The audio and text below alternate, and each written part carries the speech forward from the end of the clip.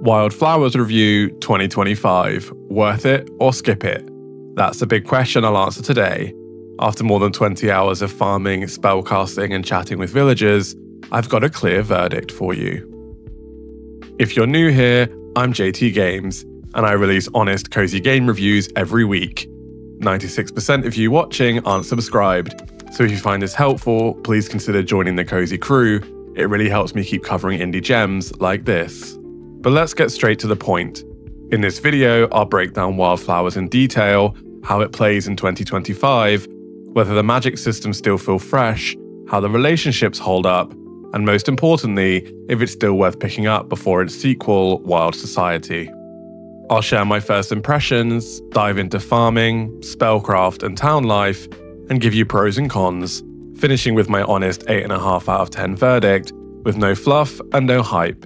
Just the truth about whether Wylde Flowers deserves a place in your cozy library this year. So what exactly is Wylde Flowers? At its heart, it's a cozy farming and indie life simulation game set in a seaside village.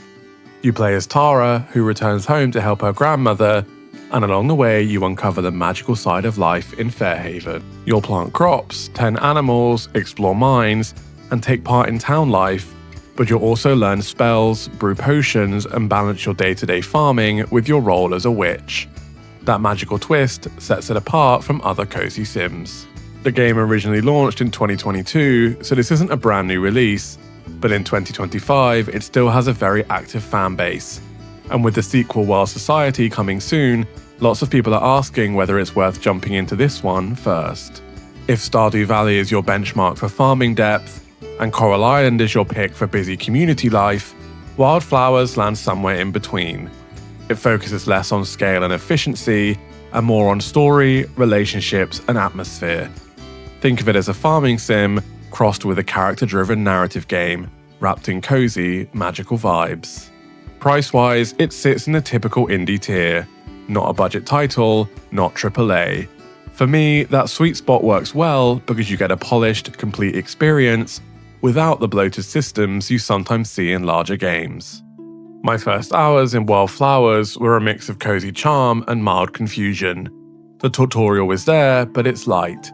Farming basics are explained well, but spellcraft and some of the deeper systems only really open up after you experiment. For some, that's part of the fun. For others, it might feel like the game is holding back. What drew me in immediately was the presentation. The art style looks hand-painted, like a storybook come alive. Colours are soft, animations are smooth, and Fairhaven feels like a real place. Lanterns flicker at night, the coastline shifts with the weather, and villages have little routines that make the world believable. That said, the pacing in the first few hours is slower than games like Dinkum or Animal Crossing. Don't expect a flood of systems right away. Instead, Wylde Flowers takes its time to introduce you to farming, to townsfolk, and to Tara's story.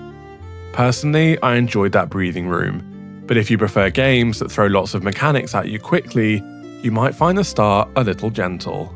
Overall, my first impressions were positive: welcoming art, relaxing music, slower pacing, and the promise of more to come. Farming is the backbone, and it's classic but forgiving.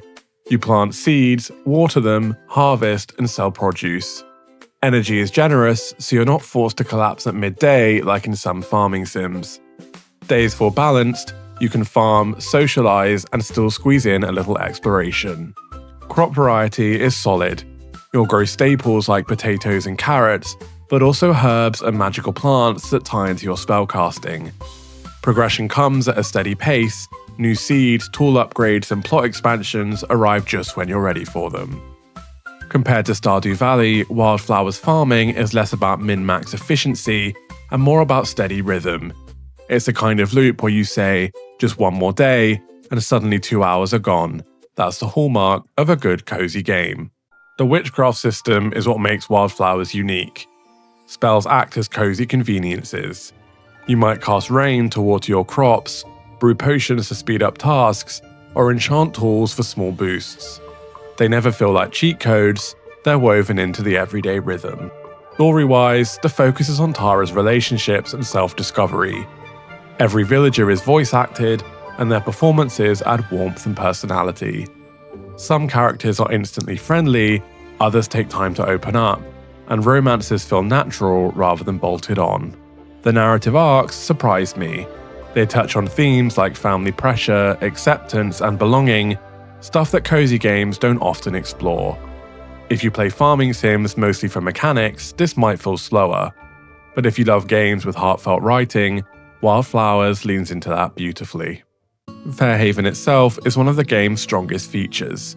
Villagers remember your progress, comment on events, and react to your choices.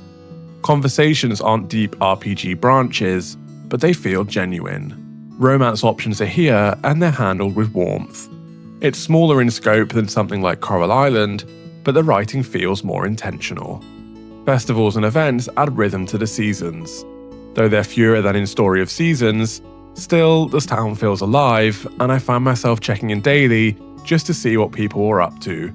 If Coral Island is about quantity, Wylde Flowers is about quality. There's more to do beyond farming and social life. Fishing, cooking, foraging, even a bit of mining all add variety. None of these systems are deep on their own, but together they give you something to do no matter your mood. What I like most is how it all connects. Fishing gives ingredients for cooking gives gifts for villagers, spells tie back into farming. It feels like a loop where every little task contributes to the whole.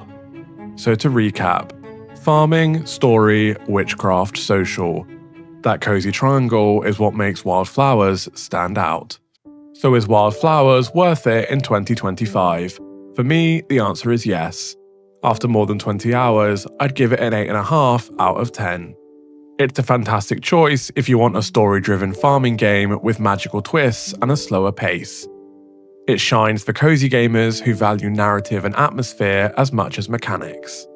It's less ideal if you crave sprawling sandboxes or deep min-maxing. If you live for endless spreadsheets and hyper-optimized farms, you might find this one a little light. Value-wise, at its standard indie price, I think it's worth the purchase today. And with the sequel around the corner, this is a great time to experience the original. Even if you prefer to wait for a sale, it's still a worthwhile addition to your cozy collection. But that's just my take. I'd love to hear yours. Team Wylde Flowers or Team Stardew Valley? Which cozy farming world wins your heart and why? Is it the characters, the farming depth, or just the overall vibe? Let's get a debate going in the comments. And before you go, a few quick things. If you want more reviews like this, I've got a full playlist of cozy game reviews, everything from farming sims to cozy mysteries. It's linked on screen and in the description. My next video is a review of The Home County, a cozy village building sim releasing September 22nd. If you enjoy story-rich indies, you'll want to catch that one. And don't forget the Discord. It's where we share cozy screenshots, swap recommendations, and help decide what to cover next. It's a friendly little corner of the internet for cozy gamers. Thanks for hanging out with me. If this review helped, consider subscribing for cozy reviews every week. Hit the bell so you don't miss the next one, and I'll see you in the next cozy adventure.